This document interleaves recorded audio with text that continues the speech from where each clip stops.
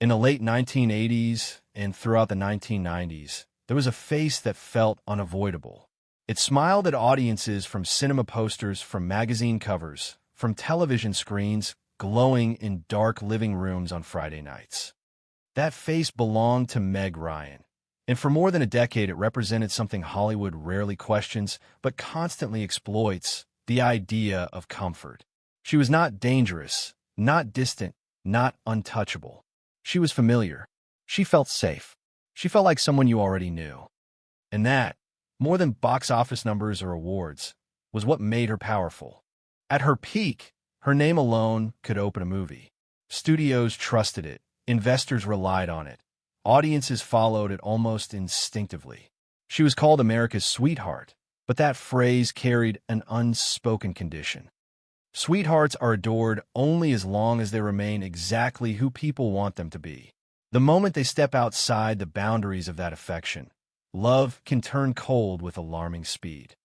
Looking back now, with distance and perspective, it becomes clear that what happened to Meg Ryan was not a sudden disappearance, nor a simple fall from grace. It was a slow tightening of expectations, followed by a quiet but decisive rejection. Before the silence, before the headlines and judgment, there was a young woman named Margaret Mary Emily and Hira, sitting in lecture halls at New York University, studying journalism, imagining a life far removed from red carpets and flashbulbs. Acting was never the grand plan. It was a way to pay the bills. Commercials for fast food and toothpaste seemed harmless, temporary, almost forgettable. Yet those early, practical decisions nudged her toward a world she had not set out to conquer. When the camera found her, it lingered. There was something unforced in her presence, something audiences responded to without quite knowing why. By the time she appeared in films that would define an era, she was no longer simply an actress. She had become an emotional reference point. People projected onto her their ideas of romance, sincerity, and moral clarity. She was not just playing characters who believed in love. She embodied the belief that love was still simple, still gentle, still worth trusting. That image hardened into something rigid, something fragile in its own way. Hollywood rewarded her for staying inside it, and quietly warned her of the cost of leaving it. Fame, when built on affection rather than awe, creates a unique kind of trap. The audience does not merely admire you, it claims you. Every smile is interpreted as confirmation, every choice weighed against a version of you that exists only in the public imagination. For years, Meg Ryan fulfilled that role with apparent ease.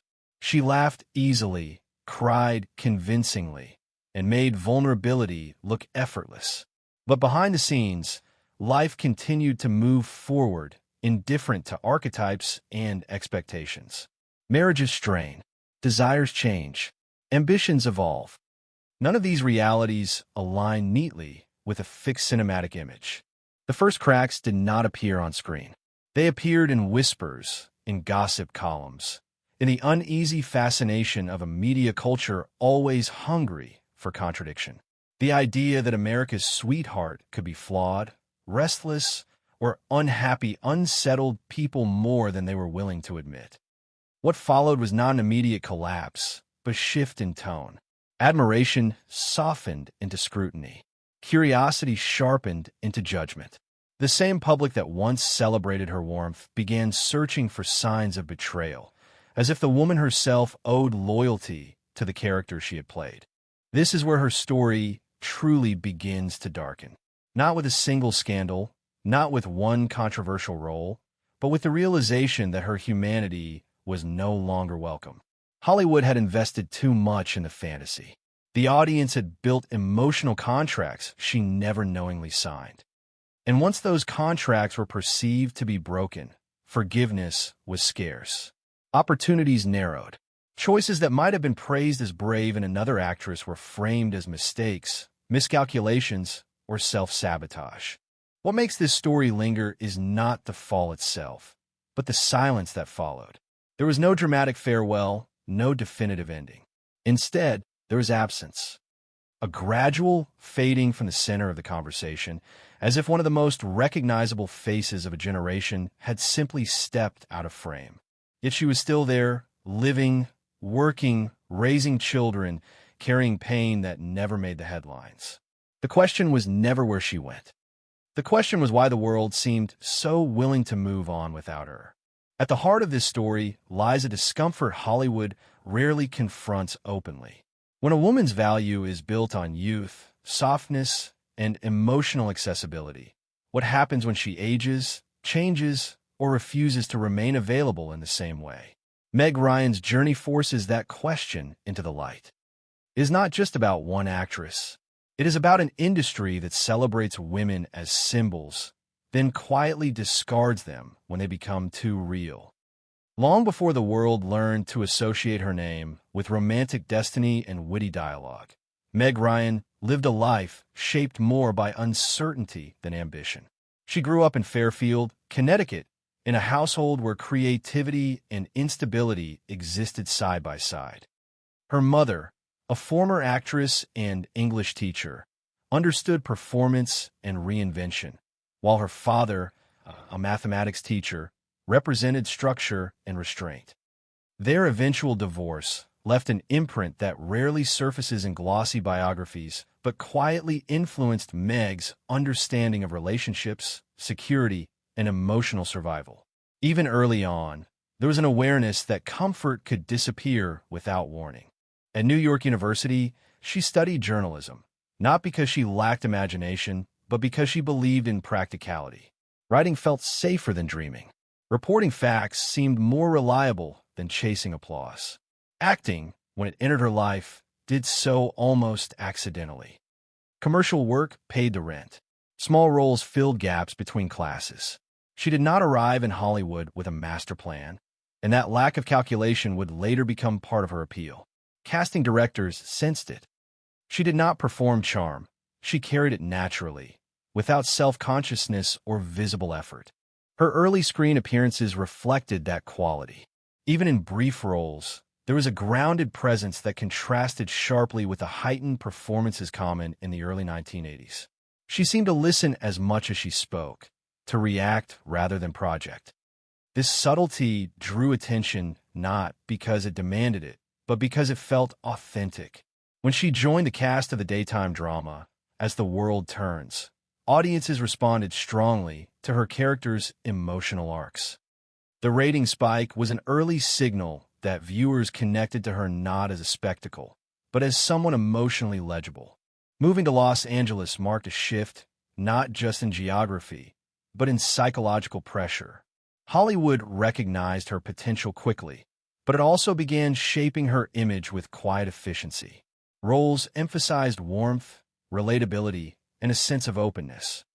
She was positioned alongside male leads who benefited from her presence as much as she did from theirs. The industry's logic was clear. She softened narratives. She humanized heroes. She made romance feel accessible rather than idealized. Her breakout appearance in Top Gun was brief, yet unforgettable. As the wife of a fallen pilot, she embodied grief without melodrama. The performance lingered in the audience's memory not because of screen time, but because of emotional weight. From that point forward, she was no longer anonymous. She was recognizable, and recognition in Hollywood comes with expectations. Offers followed, each one reinforcing a particular version of her identity. She became the woman men wanted and women trusted, a rare intersection that studios eagerly exploited. Off-screen, her personal life began to mirror the narratives audiences adored. Her relationship with Dennis Quaid unfolded publicly, and their chemistry, first glimpsed on screen, transitioned seamlessly into tabloid headlines. They were framed as a golden couple, attractive, successful, seemingly aligned in ambition and affection. Marriage cemented that image. When they welcomed a child, the story felt complete, almost scripted. Hollywood loves symmetry, and Meg Ryan's life appeared to offer it. Yet beneath the surface, the same pressures that elevated her career began to constrict her. She was working continuously, often returning to sets shortly after major life events, driven by an unspoken fear that absence could equal erasure. The roles, though commercially successful, risked repetition. Critics praised her performances, but increasingly described them using the same vocabulary. Charming, warm, lovable. The words sounded complimentary, but they carried a narrowing effect. Range, when not exercised publicly, is assumed absent.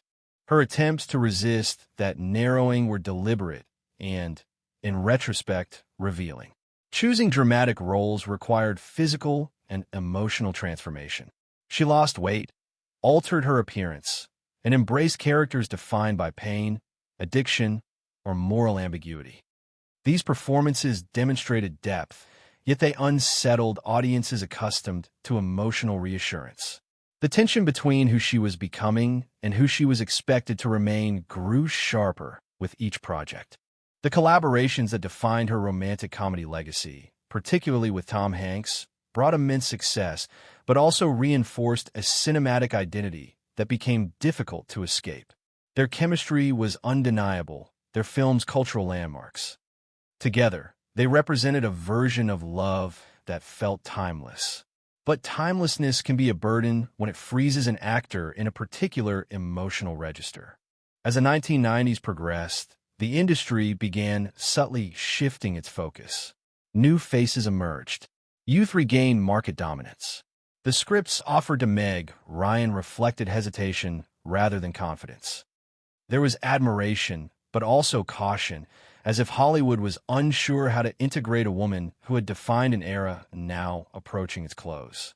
The expectations placed upon her had not softened with age.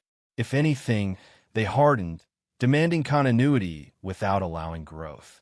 What the public did not see during this period was the accumulation of fatigue. The emotional labor of constant likability, the pressure to embody an ideal, and the private negotiations required to sustain a public image all took their toll. She had succeeded beyond measure, yet the cost of that success was becoming increasingly apparent. The foundation of her stardom, built on intimacy and identification, was also its most fragile element. By the end of the decade, Meg Ryan stood at a crossroads shaped by forces largely beyond her control. She had proven her talent, secured her legacy, and yet sensed the ground shifting beneath her. The choices ahead would be interpreted not as personal evolution, but as deviations from a prescribed path. In that space between expectation and desire, the seeds of her public unraveling were quietly taking root. The moment that would come to define the public turning point in Meg Ryan's life did not arrive with a dramatic announcement or a single shocking image. It unfolded quietly on a remote film set in Ecuador, far from Hollywood soundstages and familiar routines. She had traveled there to shoot Proof of Life, a tense political thriller that demanded physical endurance and emotional focus. The location was isolating, the days long, the atmosphere intense. It was the kind of production that strips away comfort and exposes fractures that might otherwise remain hidden. For Meg Ryan, already navigating the weight of expectation and exhaustion, that environment became a catalyst. On that set, she grew close to Russell Crowe, a man whose public image could not have contrasted more sharply with her own. He was known for volatility, raw masculinity, and an almost confrontational authenticity. Where Meg Ryan had spent years embodying emotional safety, Crowe represented danger and unpredictability. Their connection, when it became public, was framed immediately as scandal, but beneath the headlines was a more complicated reality. Her marriage had already been strained. Years of constant work, distance, and emotional drift had taken their toll. Yet context did not matter once the story broke. Nuance rarely survives the first wave of judgment. The reaction was swift and unforgiving. Tabloids seized the narrative with barely concealed satisfaction. America's sweetheart had betrayed America itself, or so the story was told. The woman who had spent a decade portraying loyalty, tenderness, and moral clarity was now reduced to a single word repeated endlessly in print: cheater. The public appetite for disappointment was immense. Talk shows dissected her choices. Commentators spoke with moral authority about a life they did not live. Sympathy flowed toward Dennis Quaid, who was cast as the wounded husband, the wrong party, the familiar archetype of masculine endurance. What followed was not just personal heartbreak, but a professional recalibration that felt more like punishment than consequence. Studios that once competed for her availability grew cautious. Scripts slowed, then stopped. Meetings were postponed indefinitely.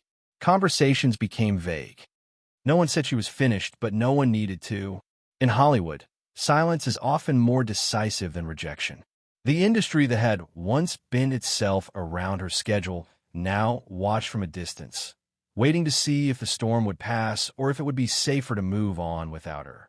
Meg Ryan attempted to regain control through work, believing perhaps that performance could reassert her identity.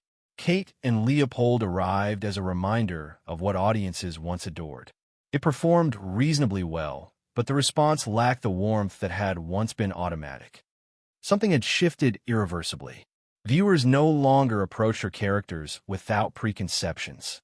Every smile was scrutinized, every emotional beat measured against the memory of betrayal. The screen, once a place of refuge, became another arena of judgment. Then came the decision that would deepen the divide between her and the public. In the cut was a deliberate provocation, a stark departure from anything she had done before. The role demanded vulnerability of a different kind, one stripped of charm and reassurance. It asked the audience to confront her as a sexual being, a flawed woman navigating danger and desire. For Meg Ryan, it was an assertion of autonomy, a refusal to remain frozen in a single emotional register. For the public, it felt like a violation. The reaction was visceral. Shock replaced curiosity. Discomfort replaced empathy. The film's failure hardened perceptions. Critics debated its merits, but audiences largely rejected it outright. The promotional circuit only made matters worse. During a televised interview, her visible irritation with invasive questions became another headline, another mark against her. She was no longer granted the grace of frustration. Where irritation in a male actor might be read as intensity or passion, in her it was framed as arrogance or entitlement. The double standard was not subtle. It was structural. As her professional momentum slowed, a new narrative began to dominate coverage, one that focused not on her work but on her appearance. Observers speculated openly about cosmetic procedures, dissecting photographs as if they were evidence in a trial. Her face, once celebrated for its openness and warmth, was now described as altered, unfamiliar. Whether fair or not, the conversation shifted decisively. Casting directors hesitated. Familiarity, which had once been her greatest asset, became a liability when audiences claimed they no longer recognized her. By the mid-2000s, the consequences of these compounded judgments were undeniable. Projects faltered. Films underperformed. The actress who had commanded eight-figure salaries now struggled to secure roles with depth or visibility.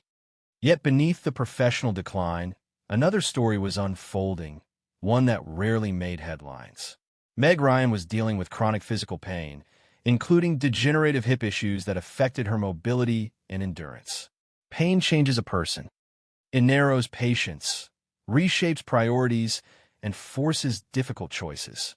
For her, it coincided with a growing desire to step away from the relentless scrutiny that had defined her adult life. Motherhood became a refuge. Raising her son, then later adopting a daughter, provided a sense of purpose unconnected to box office returns or public approval. She began spending more time away from Los Angeles, retreating from the constant noise. This withdrawal was often misinterpreted as defeat, but it functioned more as preservation. When the world insists on reducing you to a symbol, distance can be an act of survival. What makes this period so critical to understanding her story is not the scandal itself, but the aftermath. The affair did not end her career overnight. It exposed the fragility of a system that had elevated her for being one thing and then discarded her for refusing to remain that thing indefinitely. Hollywood did not know how to accommodate a Meg Ryan who was complex, aging, sexual, and unapologetically human. Rather than adapt, it looked elsewhere. The tragedy here is not that she made mistakes. Everyone does. It is that her mistakes were treated as existential failures rather than moments within a long, evolving life. The industry that once profited from her authenticity could not tolerate its consequences. In the space between who she had been allowed to be and who she was becoming, Meg Ryan found herself increasingly alone, carrying a reputation she could not outrun. The consequences of what unfolded did not arrive as a single dramatic collapse. Instead, they settled slowly into every corner of Meg Ryan's life, altering not just her career trajectory, but her relationship with the world around her. Hollywood rarely announces when it turns away from someone. It simply redirects its attention elsewhere. For Meg Ryan, this redirection felt like standing in a room that was once loud and crowded, only to realize that the conversations had continued without her. Professionally, the impact was unmistakable. Scripts that once arrived in stacks became occasional inquiries. Roles that had once been written with her in mind were quietly reimagined for younger faces or reshaped entirely. The industry did not frame this as punishment. It framed it as evolution. But evolution, in this case, meant exclusion. The romantic comedy genre she had helped define began to drift away from her, and no equivalent space was created for her to grow into. She was neither young enough to be reinvented nor old enough to be respected as a legacy presence. She existed in an uncomfortable middle ground that Hollywood prefers to avoid. The emotional toll of this professional sidelining was compounded by the public's lingering judgment. The narrative surrounding her never fully reset. Even years after the initial scandal, interviews and profiles returned obsessively to the same questions, as if her life had frozen at that moment. Every new project was evaluated not on its own terms, but as evidence either for or against a story already written. Redemption, in the traditional sense, was never clearly defined, leaving her with no visible path back in a public favor. Socially, the shift was equally profound. Fame alters relationships even at its best. When fame turns uncertain, it exposes who remains. Colleagues who once spoke openly about collaboration became distant. Invitations slowed. Support, when offered, was often private rather than public, cautious rather than enthusiastic. In an industry built on momentum and perception, association itself becomes a risk calculation. Meg Ryan was no longer a guarantee, and that uncertainty isolated her more effectively than any explicit rejection could have. Physically, this period intersected with a reality she could not ignore. Chronic pain from degenerative hip issues imposed limits that were invisible to audiences but deeply felt in daily life. Pain reshapes ambition. It forces prioritization. The relentless schedules that once defined her working years became less sustainable. Where others saw withdrawal, she experienced necessity. The body, unlike public opinion, does not negotiate. It demands attention, rest, and adaptation. The combination of physical limitation and emotional fatigue pushed her further inward. She began structuring her life around stability rather than visibility. Motherhood, which had always existed alongside her career, moved decisively to the center. Raising her children offered a form of grounding that fame never could. It was a space where her worth was not measured by box office numbers or headlines, where mistakes did not become public property. This shift was not an abandonment of ambition, but a redefinition of it. The media, however, struggled to interpret this recalibration. Retreat was framed as disappearance. Privacy was read as failure. The absence of constant output was assumed to be evidence of irrelevance. This interpretation overlooked a critical truth. Meg Ryan had already achieved what many spend their entire careers chasing. She had left an indelible mark on popular culture. The question she faced was not how to regain prominence, but whether she still wanted it under the same conditions. Hollywood's response to her aging only intensified the sense of displacement. The scrutiny surrounding her appearance reflected an industry deeply uncomfortable with women who visibly change. Speculation replaced curiosity. Judgment replaced understanding. Rather than allowing her to age into new kinds of roles, the industry fixated on perceived loss rather than transformation. This fixation reinforced the idea that her value had always been conditional, tied to a specific look, a specific emotional tone, a specific moment in time. The broader cultural impact of her sidelining extended beyond her individual experience. It sent a clear message to other actresses watching closely. Deviate from your assigned role, and the cost may be long-lasting. Attempt reinvention without permission and the safety net disappears. The system rewards consistency, not complexity. Meg Ryan's experience became an unspoken cautionary tale, one rarely acknowledged openly but widely understood. Yet within this narrowing of external opportunity, something quieter emerged. Distance from constant validation created space for reflection. Without the pressure to meet expectations she had never fully chosen, she could consider what kind of work, if any, still mattered to her. The silence, though painful, offered clarity. It revealed which losses were imposed and which freedoms were gained. The aftermath of her public unraveling was not defined solely by what she lost, but by what was stripped away. Illusions dissolved. Relationships simplified. The noise receded. In that quieter landscape, Meg Ryan was no longer required to perform reassurance or embody ideals she did not invent. She existed without explanation, without apology, and without the constant demand to be more than human. This phase of her life rarely fits into neat narratives of downfall or redemption. It is messier, slower, and more honest. It is the story of someone learning to live outside the spotlight that once defined her, carrying the consequences of fame without allowing them to consume her entirely. The cost was undeniable, but so was the resilience it quietly revealed. The aftermath of everything that had unfolded did not announce itself with finality.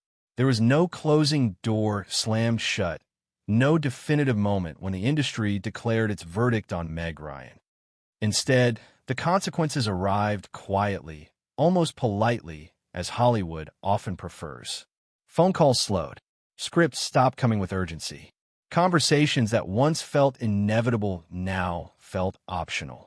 What made this shift so disorienting was not its severity, but its subtlety. She was not expelled. She was simply no longer necessary. For an actress whose career had been built on emotional proximity with audiences, this distance was especially painful. Meg Ryan's stardom had never been about spectacle or dominance.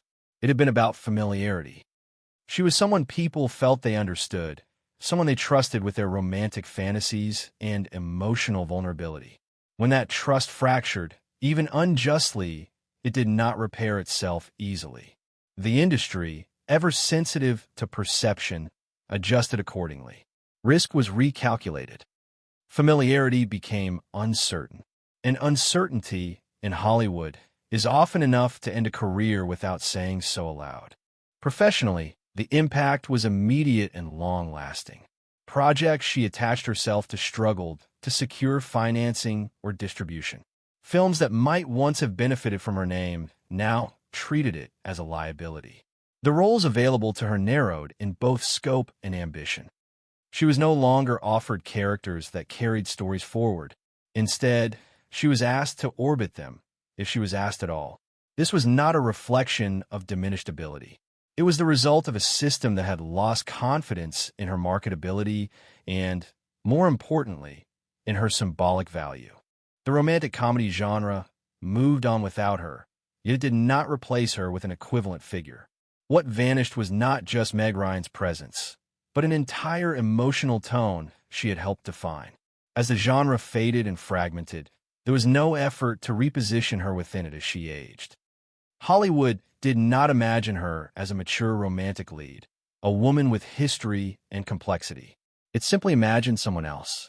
Youth was cheaper. Novelty felt safer. Socially, the fallout manifested in quieter ways. Fame reshapes friendships, but decline reveals their fragility. People who once spoke freely around her became guarded. Invitations became sporadic. Praise, when offered, came wrapped in nostalgia rather than confidence in the present. She was spoken about in the past tense, even when she was still working, still searching, still present. This subtle erasure carried its own emotional weight. It signaled not just professional loss, but a loss of relevance in a community that measures worth by immediacy. Physically, this period intersected with challenges that compounded her sense of withdrawal. Chronic pain from degenerative. Away from premieres, interviews, and a relentless framing of her life through scandal and speculation, Meg Ryan lived through years that were far quieter than the headline suggested. These were not empty years, but they were largely invisible ones, shaped by choices and struggles that never fit neatly into the public narrative. While the industry debated her relevance, she was learning how to exist without constant validation, a process far more difficult than it appears from the outside. Those close to her during this time often described a woman who was deeply reflective, sometimes guarded, but far from broken. She read constantly, gravitating toward essays, poetry, and historical fiction, texts that allowed her to think about identity beyond performance. Friends noticed how carefully she listened, how she seemed more interested in understanding others than in defending herself. Years of being misinterpreted publicly had taught her that explanation rarely leads to clarity. Silence, though painful, offered protection. Motherhood became the axis around which much of her private life turned. Raising her son and later her adopted daughter required a steadiness that fame had never demanded. School drop-offs, homework, ordinary arguments, and quiet evenings at home provided a grounding rhythm. In those moments, she was not America's sweetheart or a fallen icon. She was simply a parent, navigating fears and hopes familiar to millions of others. The contrast between this reality and the public's frozen image of her could not have been sharper.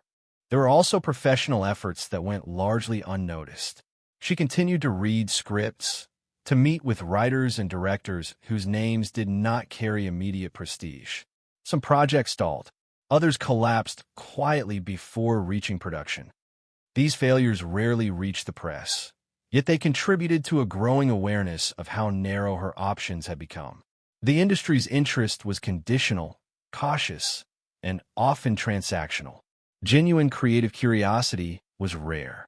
In private conversations, she spoke candidly about the exhaustion of being misunderstood.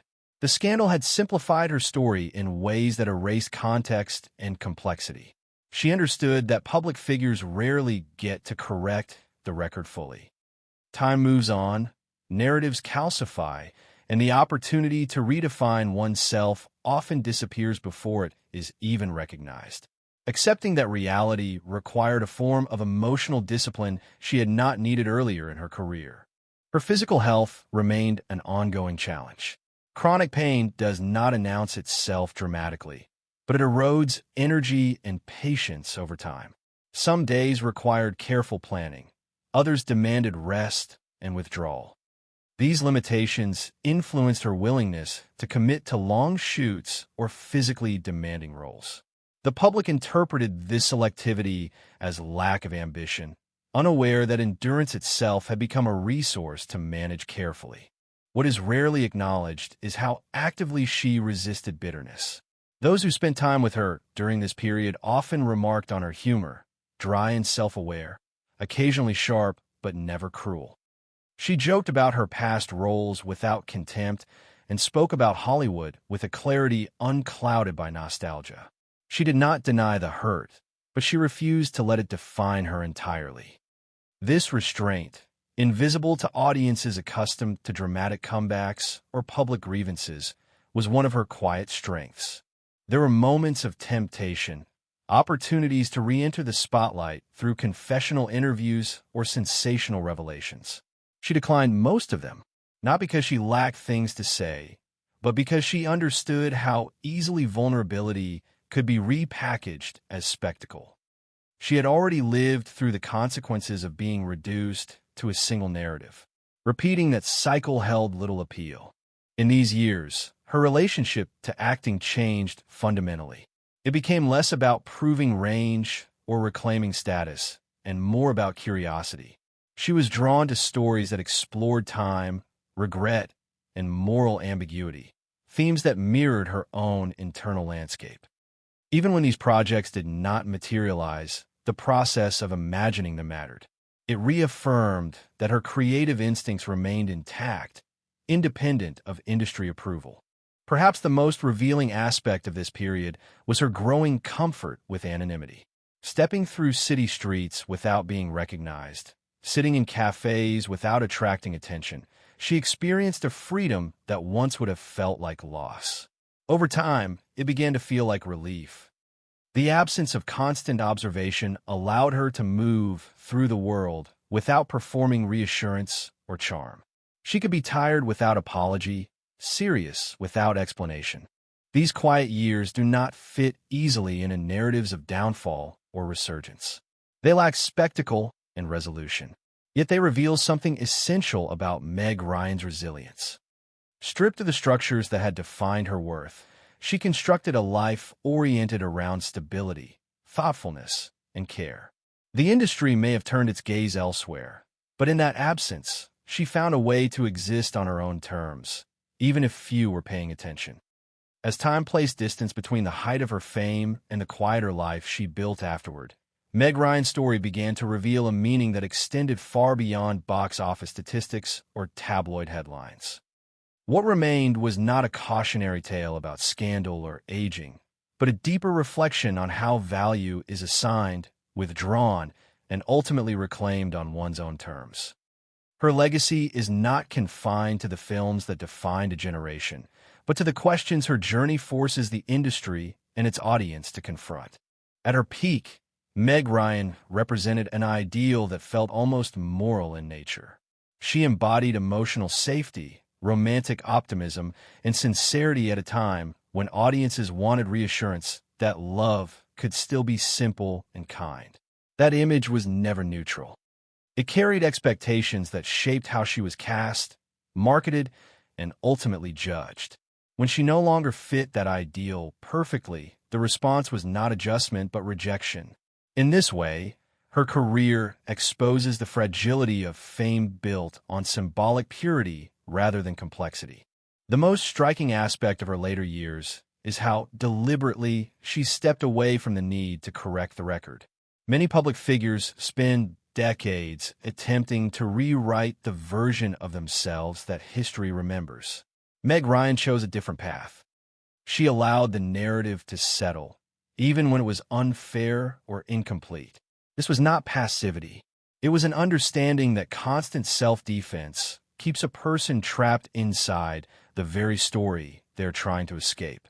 By refusing to fight for approval, she quietly dismantled its power over her. Her work behind the camera marked an important shift in how she engaged with storytelling. Directing allowed her to participate without being scrutinized as an object. It moved her from the position of image to that of perspective. This transition reflected a broader truth about her evolution. She was no longer interested in being looked at. She wanted to look back, to shape meaning rather than be shaped by it. In doing so, she claimed a form of authorship that had eluded her during her years as a symbol. Culturally, her absence left a noticeable void. Romantic comedies did not simply change. They lost a particular emotional register. The genre became sharper, more ironic, often more cynical.